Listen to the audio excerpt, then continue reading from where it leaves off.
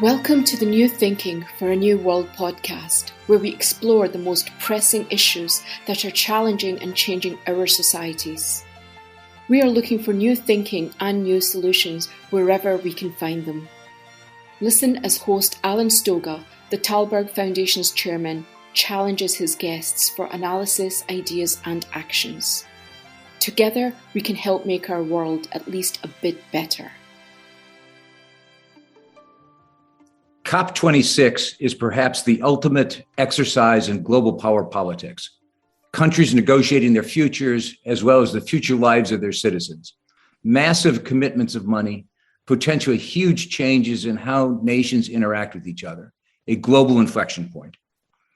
Isn't it odd then that the leader of one of the most powerful countries in the world, the People's Republic of China, is not in Glasgow? What's more important than climate, and why would someone of President Xi's stature and ambition forego the chance to star on the global stage? Does Xi's absence say something about how he views existing global institutions, or something about the relevance of those institutions to China's future? Or maybe something else? Australian Kevin Rudd has spent a considerable part of his life thinking about, working on, and negotiating with China. As the Labour Party's shadow foreign minister, as a diplomat, twice as his country's prime minister, and currently as president of the Asia Society. Arguably, no other Western leader knows China better. Welcome, Kevin. Good to be with you. Good to be with our friends from Talberg. I'd like to start with Glasgow, or at least with the geopolitics of COP26. Why do you think President Xi skipped the G20 and COP? I have a pretty simple view of that. It's a Marxist-Leninist state. They are highly protective of the physical health of their leaders. And I don't think Xi Jinping or those who are responsible for his physical security would have been prepared to unleash him into the world at a time when COVID-19 is still raging, even though COVID-19 erupted from China in the first place. I know the system reasonably well. If you look at Xi Jinping's pattern of meetings with foreign leaders at present, they're very limited in Beijing. So this is all to do about, frankly, leadership paranoia about the physical well-being of the leadership. So I don't place a huge amount of store by this. What I am more concerned about is the limited scope of China's declaration at COP26, the so-called NDC, Nationally Determined Contribution by China through to 2030, and the relatively lackluster nature of Xi Jinping's written remarks for the conference. That, I think, is disappointing given how much ground we need to cover to increase effective levels of global ambition to reduce greenhouse gas emissions through this decade, the 2020s, which will determine whether or not we reach carbon neutrality by 2050, which in turn will determine whether we keep global temperatures within 1.5 degrees centigrade by century's end. Well, even to that point, the Chinese delegation at Glasgow has suggested that perhaps 1.5 is not possible, and we should be thinking about 2, or perhaps even something else. So it's not pushback, but it certainly isn't the kind of full-throated commitment to aggressive climate adjustment that we're hearing from certainly the bureaucrats, but even the leaders who have been gathered in Glasgow. Now, is that China being realistic? We're not going to get it anyhow. Is it China not interested in this approach to these problems? It does seem, as you said, they certainly aren't jumping in with 2 feet enthusiastically on board. Why is that? Well, against the benchmark of where they were, and I've been up against the Chinese on climate questions now since 2007, and in Copenhagen in 2009, where they sought with India to torpedo that conference of the parties altogether. In 2015, we're on the back of a new collaborative relationship with Obama. And they actually were constructive parties in the Paris Agreement of that year. Through to the present, And the most recent statements of the last year or so, which is carbon neutrality for China by 2060, and now a ban on official finance to support coal-fired power constructions from Chinese sources around the world through the so-called BRI, or Belt and Road Initiative countries. This is a reasonable trajectory of turning the ship of state around on climate change. But the reason they're doing it, it's not because they love you or love me or love President Obama or whatever their attitude to President Biden might be. It's because their own national scientific establishment has reached a hard-nosed conclusion that unless China decisively acts on climate change itself, then it will undermine its own economic and environmental future by mid-century to a radical extent, which would then undermine China's aspirations for global great power status. So therefore, what's driving this is not so much, frankly, the court of international public opinion. That's an element. It's their own domestic scientific consensus. And militating against that are their continued concerns about energy security in China, given that they are still, as it were, on the development curve. So I think if we had this conversation in Beijing, what they'd say to us around a table is, haven't you guys seen what we've done in the last several years? We're still, as it were, average per capita income of $6,000 or $7,000 US. We haven't broken through the middle income trap yet. There's 1.4 billion of us. Give us a break. My view is they still need to do more, but we need to be equally mindful of the journey that they've already traveled. Fair point. If we were in a conversation in Beijing right now, they'd also be telling us that they have an energy crisis, that they have a significant shortfall of electric capacity, not of capacity, but electric production. They are scrambling around the markets, sucking up coal, sucking up gas. Economic indicators have flatlined, much to everybody's surprise. There was recently a statement out of the government asking people to stockpile, consumers to stockpile staples, which is a sort of thing that usually gets people to run out and buy way too much and cause a crisis. Is there a chance that something's going on in the economy that the leadership did not anticipate, that a country which has, after the 2008 and again in 2020, taught Keynes a lesson in terms of how you really spend money and unleash the money supply to avoid any downside risk. Suddenly there's a curious sense that maybe there's a little loss of control. Am I exaggerating, do you think?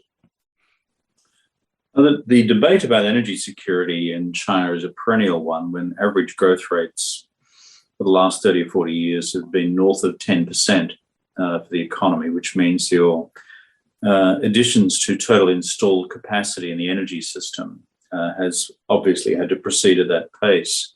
Secondly, as they've then reined in the construction of coal-fired power stations at home. Obviously, renewables have increased considerably, but like many other economies, they still run into the problem of, let's call it, energy storage from renewables. So this is still an ongoing debate within China. One of the formulas, for example, that the Chinese privately will talk to you about is, while coal-fired power stations may be being retained and some new stations built within the country, there is a strong push within China to have this, as it were, a reserve fleet of power stations to only be deployed if renewables, as it were, fail to deliver the goods. So there's a really active debate about all this within the country. I do not have a definitive answer to your question, what brought about the current energy shortage, because it's quite hard to disentangle the various elements of the debate, but this is part of it. The second element to your question is, what about other political frailties within the Chinese system at present, coming off slower economic growth? My overall thesis about the growth slowdown is that part of it's structural. transformation from a high growth to a medium growth country, which we've seen in developing countries' trajectory around the world since the beginning of economic history. But there's a new factor since 2017, which I think is adding to the degree of difficulty, and that's Xi Jinping's decision to change the growth model. And in changing the growth model, at one level, it seems okay.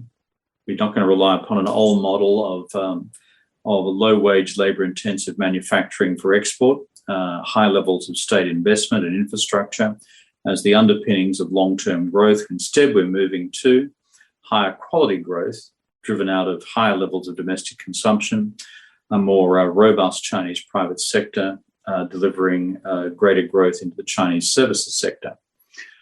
But underneath all that, the big shift has been, frankly, in Xi Jinping's attitude to the private economy, private firms and the private entrepreneurial class.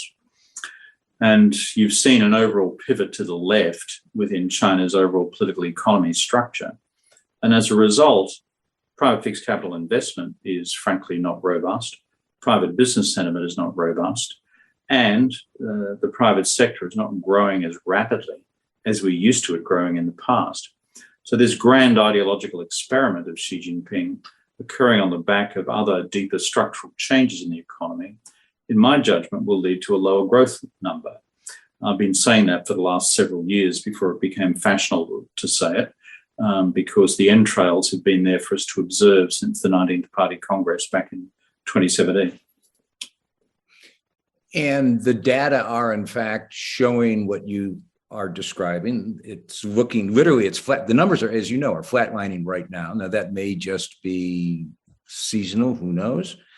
But it may well be a test to Xi's ability to continue, and this is a question, to consolidate his power and get himself reelected. I use air quotes on that word, next year, which is obviously, you have written somewhere that he wants to have a life in power at least as long as Mao's, which would keep him going for, I think it's 2035.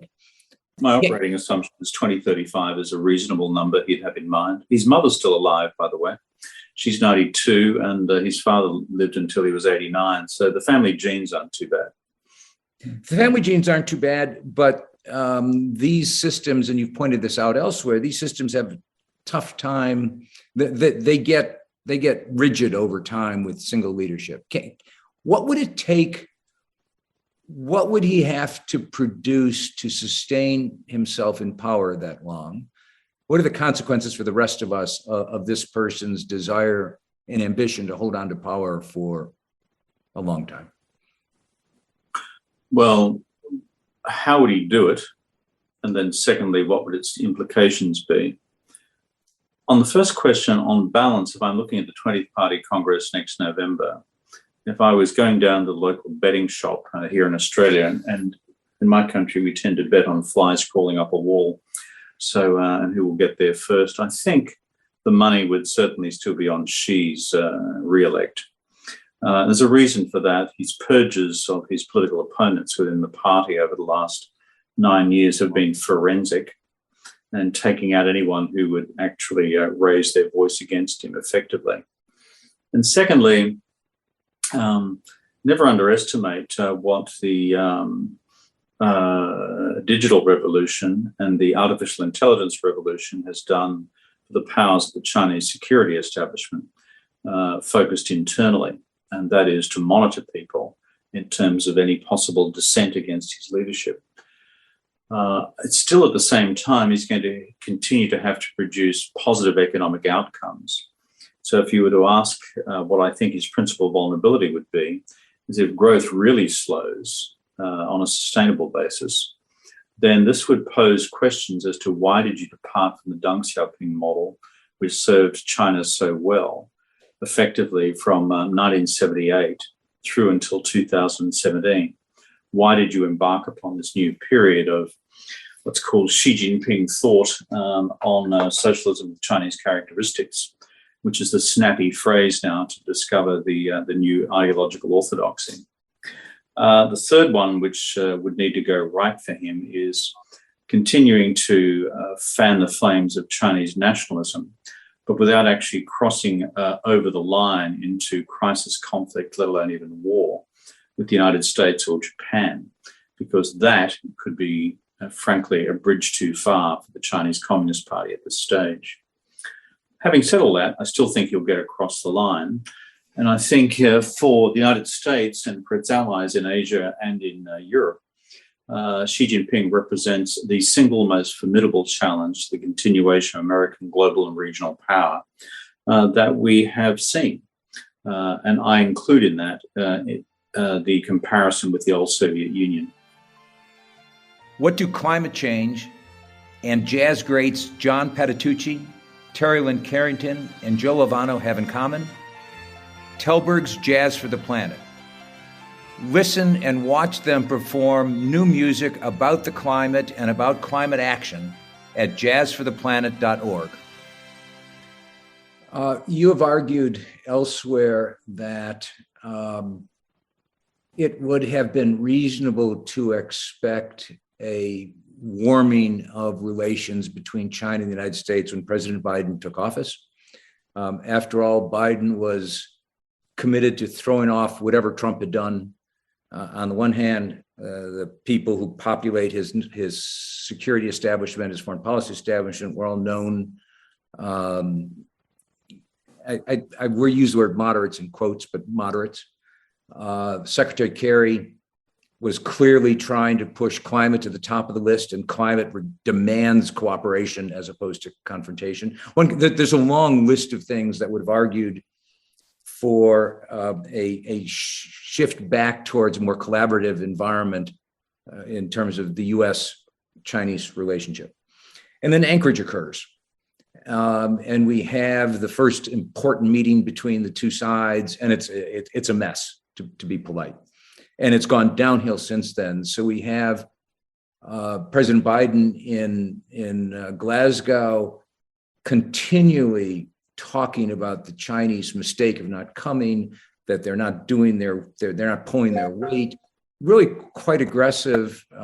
We have Biden talking about rethinking or restating the nature of the American commitment to Taiwan in ways that those of us who read entrails say, oh my God, he didn't really say that.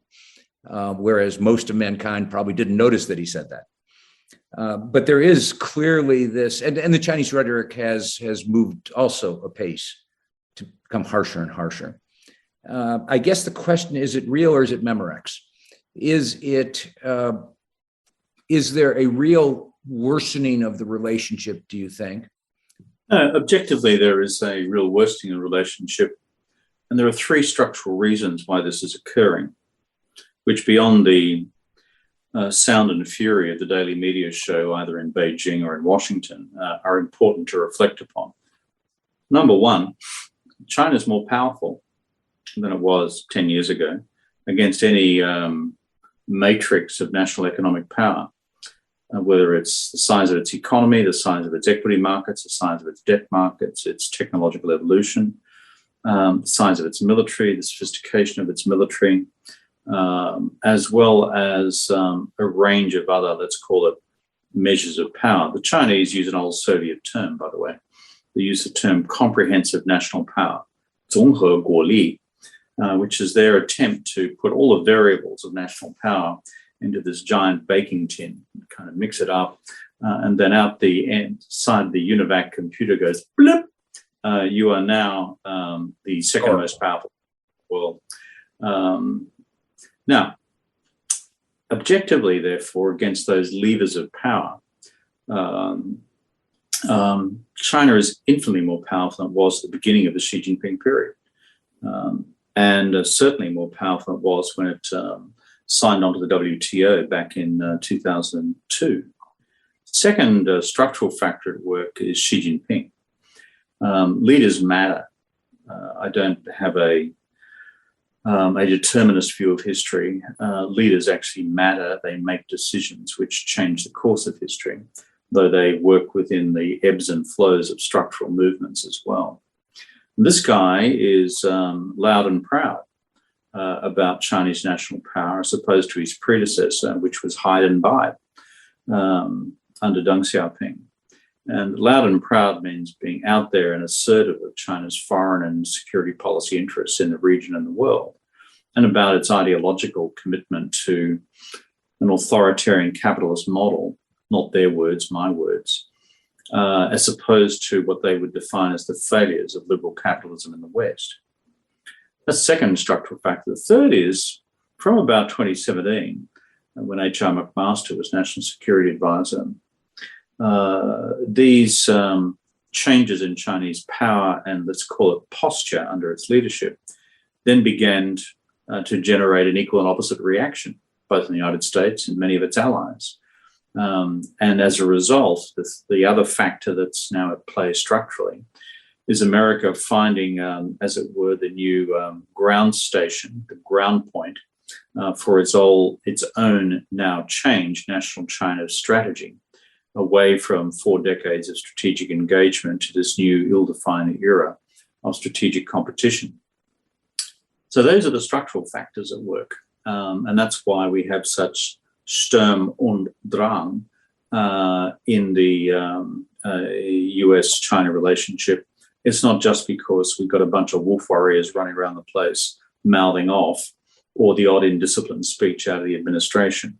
These are the structural forces that are at work. But at the same time, certainly in recent months, we've had an endless ratcheting up of Chinese pressure on Taiwan, more overflights, more noise. On the other hand, and we'll get to the Quad in a minute, and the submarines, et cetera, we've had some stiffening of the spine on the other side. If you were to take a snapshot of where the noise is, this is a video, not a snapshot, it's a video, so we've got noise, we've got pictures. It feels like the tensions around Taiwan are higher than they've been for a while. It's real, but it's not historically unprecedented. We had 2 Taiwan Straits crises in the 1990s with US carrier deployments to that area, which infuriated the Chinese. In fact, created the national political spur to a new era of Chinese investment in the People's Liberation Army Navy, so that, quote, we would never be so humiliated again as having these enormous US carrier battle groups sailing around just offshore. I think also we need to bear in mind historically, 50s and 60s, there were 3 major crises across the Taiwan Straits. And these guys used to be shelling each other in terms of their offshore islands. So we've been around this dance floor once or twice before, just frankly, not within the living memory of most current political operatives in Washington. But I have a view that what's changed here is a reflection of the power dynamics I mentioned before. China is more powerful with more capability, both economic, technological, and military. Second, Xi Jinping, through until 2035, at the tender age of 82, in my judgment, in my analysis, is determined to bring Taiwan back to Chinese sovereignty on his watch. I do not think this will be an initiated piece of Chinese policy in the 2020s, but I'm much more worried about the 2030s. And the reason I say that is because the balance of power between them militarily across the Taiwan Straits will be much more decisively in China's favor by then, unless the United States manages to close the capabilities gap which has emerged over the last decade. So you've answered my next question already. I was about to ask you whether the Chinese are losing their strategic patience, and you've answered no. 2030s is still a long way away.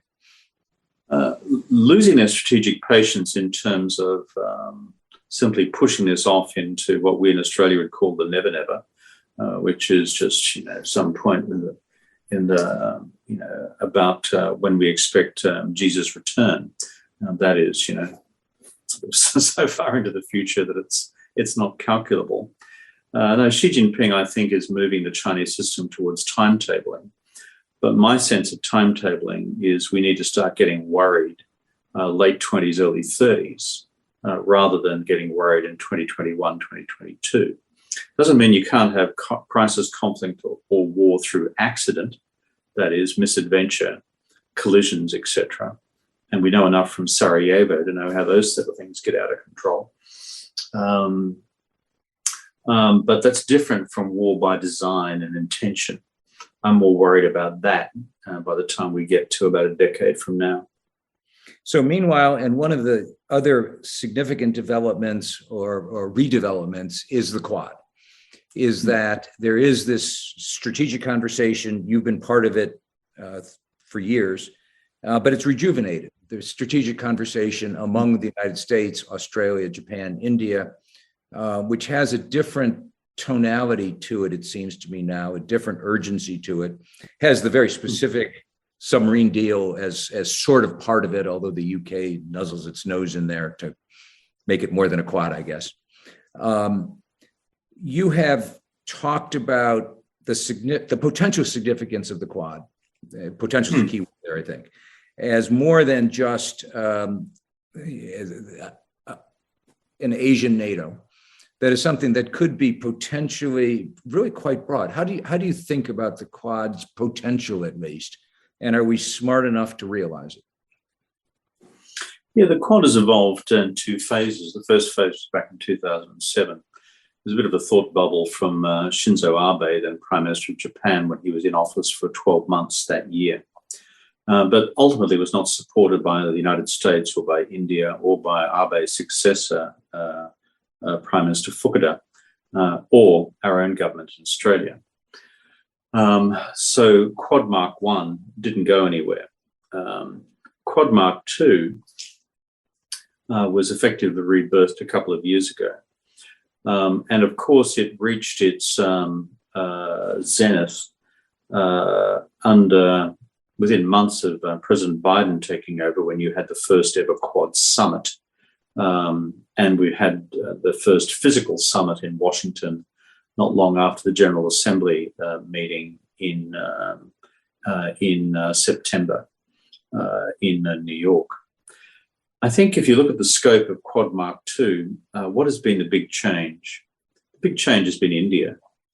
And the Sino-Indian border war, clash of June of 2020 fundamentally shook the Indian foreign policy and national security policy establishment to its foundations, caused them to conclude that they could no longer just sustain a posture of, fence sitting on the future of the Quad, but that China represented such a deep threat to themselves that they had to actually participate in a form of collective security policy response. And that's what's decisively changed, both in terms of the Quad's military dimensions, its naval exercise dimensions, its high level of political collaboration, regular summits, regular meetings of foreign and defense ministers, even now becoming a platform for, shall we say, broader vaccine diplomacy in Asia. So China, I think, on this question miscalculated. They thought that the internal divisions with the four Quad members would be too large to enable the Quad to become a viable, substantive military counterbalancing force against China in the Indo-Pacific region. And so China is now in the process of, frankly, recalibrating its own strategy, seeking to demonize the Quad in the international political debate, while substantively, I think, revisiting its current allocation of budgetary resources to its military to offset what it now sees to be a much more robust posture in the United States, in Japan, in India, and also in Australia. Certainly their prior strategy had been, as you described it, kill one to warn 100. And Australia was the designated killee. Let's put the maximum amount of pressure on Australia, and this would send all the signals we needed to send to others, and this thing would go away. We were the designated geopolitical roadkill. Yeah, that was quite clear. And do you think they've recalculated? Is that part of their recalculation? Is that where the submarine deal comes in? leave the specifics aside. Yeah, I think always bear in mind, if you're a student of the Soviet Union and a student of Marxism-Leninism, that the Chinese ultimately are dialecticians, which means that they study action and reaction in a Hegelian sense, but also a Marxist sense. So in some respects, they regard this as partly inevitable. China's more powerful. China's become more assertive. Therefore, other countries are either going to bandwagon with that or seek to balance against it, to use the international relations theory literature. And they're not surprised, therefore, that the balancing against China phenomenon is unfolding. I think what they're really surprised by is how robust it's been so early, and that it's overcome historical divisions within, for example, Quad countries, or for that matter, AUKUS countries. I'll leave aside the inelegant execution of AUKUS and La Belle France and the rest of that equation. But I think from a grand strategy perspective, China will now look at the map of the Indo-Pacific region and see three things unfolding. This kind of outer ring of, let's call it the Quad. If you look at the geography of where Australia is in extended Southeast Asia, where Japan is in extended Northeast Asia, where India by definition is in South Asia, the Indian Ocean, together with this hovering global presence of a Pacific present United States. Then an even harder edge within that, which is now the purported, not yet substantial, but purported set of AUKUS arrangements. And then at a third level, you have what I would describe as the battle for hearts and minds across the rest of Southeast and South Asia, and the outstanding question of the Republic of Korea and Northeast Asia. Southeast Asia, in my judgment, looms as the geostrategic swing state, to use American domestic political parlance, between China and, let's call it, the United States and the Quad.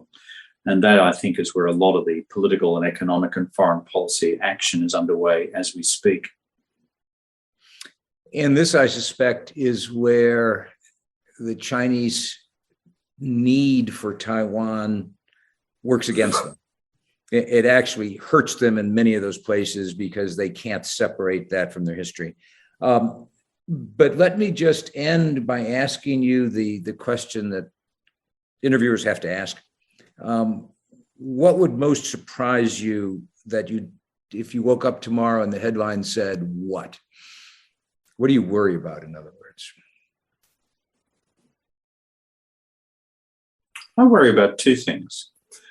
On the Chinese side of the ledger, what I worry about is conflict by misadventure. That is, in a given nationalist political environment leading up to the 20th Party Congress, particularly if the Chinese economy domestically starts to weaken, then PLA commanders in either of the 3 or 4 contending theatres, but let's just say the South China Sea, Taiwan, and the East China Sea, undertaking manoeuvres or operations together with PLAF, the People's Liberation Army Air Force, which results in a physical collision with a US or Japanese vessel or aircraft. That becomes a bit like phosphorus on water. And that worries me, because the history of international relations demonstrates that humans are very bad at managing crises when they arise. They are more predisposed towards escalation than containment. The second thing that keeps me awake at night, it's more of a long-term, shall I say, nightmare rather than a short-term dream,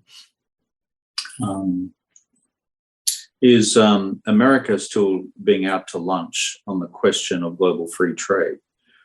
My message to an American audience is pretty simple.